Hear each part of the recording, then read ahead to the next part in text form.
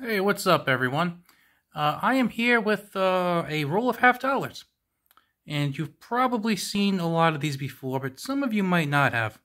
The ones on the top right here are Walking Liberty halves, and this one is a Franklin half. You probably see those a lot, especially if you purchase junk silver. What you might not see as frequently, and maybe or maybe not you consider it junk silver. I don't think most people do, but we have the Colombian half dollars with Christopher Columbus on them, and we have a Booker T. Washington half.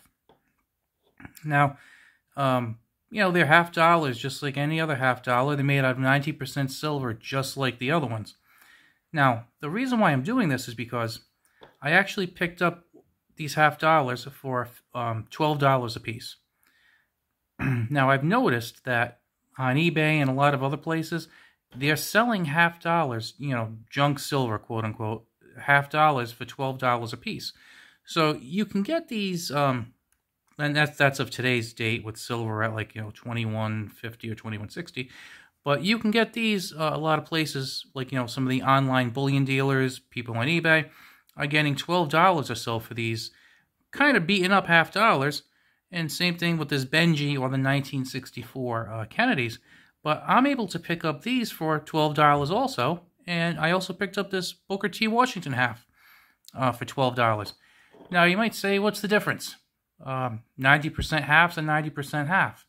And, if your sole goal is stacking silver, that's totally true. Whatever you get, you get. But I don't think there are a lot of people out there who are 100% pure bullion stackers. I mean, they're out there. But I think to some degree, a little bit of us have some coin collector in us.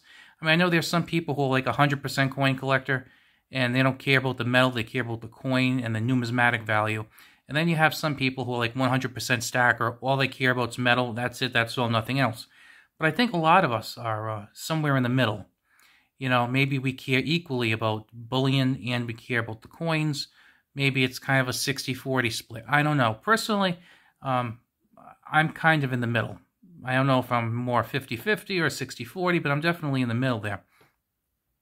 Now, a lot of these Walking Liberties, they made tens of millions of them a year. Now, some of them are tougher dates, especially like, the late teens, they're tougher dates. But later on, like in the 40s, they made tens of millions of them. The Franklins, some of them tens of millions. The Kennedys in 64, they went absolutely crazy. I think they made like 300 million of them. But with these Columbus halves here, in 1892, they made 950,000. And in 1893, they made about 1.5 million. Now, that's a pretty big difference. I mean, you're talking how the highest year of the Colombian half dollar was like a 30th or a 40th of some of the years of later half dollars. In the case of the Kennedy halves, like 1/200th of the number made in those years. Same thing with the Booker T. Washingtons and also the George Washington Carvers is worth throwing out there too.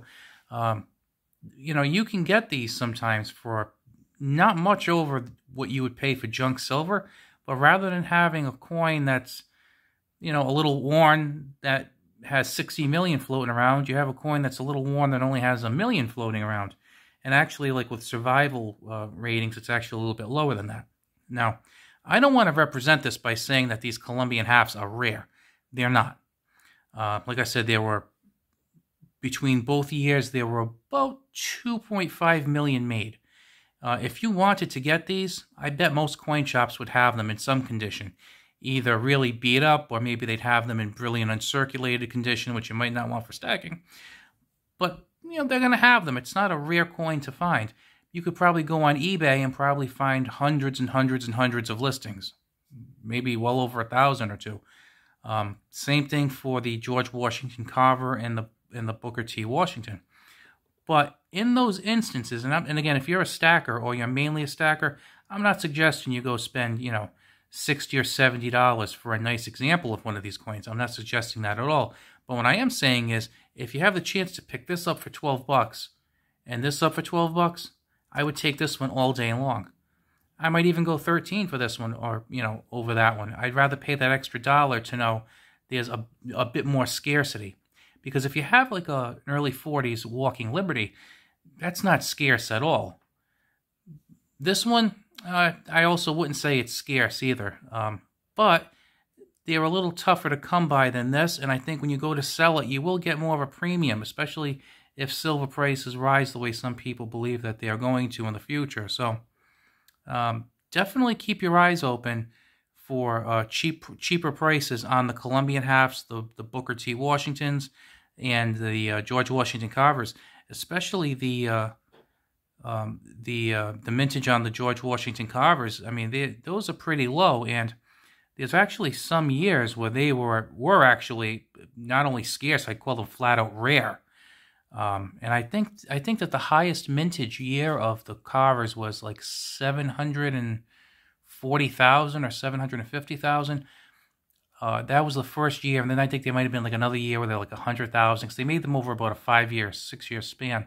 So, I mean, you never know if someone might be selling what they think is a common year, which really isn't that common, and it's actually one of the rare ones. So these are definitely half dollars you should familiarize yourself with. And again, if you're mainly a stacker, I mean, I'm not trying to tell you, try and get like an MS-68 version of it or anything. I'm just telling you, if it's close to junk prices, absolutely do not look past these. Pick them up. And even for a very slight premium, I would definitely pick these up. I think you will do well in the future if you do so. All right, keep stacking, keep having fun, keep watching. And if you're not subscribed, for Pete's sake, subscribe to my channel. A lot of you aren't subscribed, but yet you keep coming back. What's wrong with you? Talk to you later.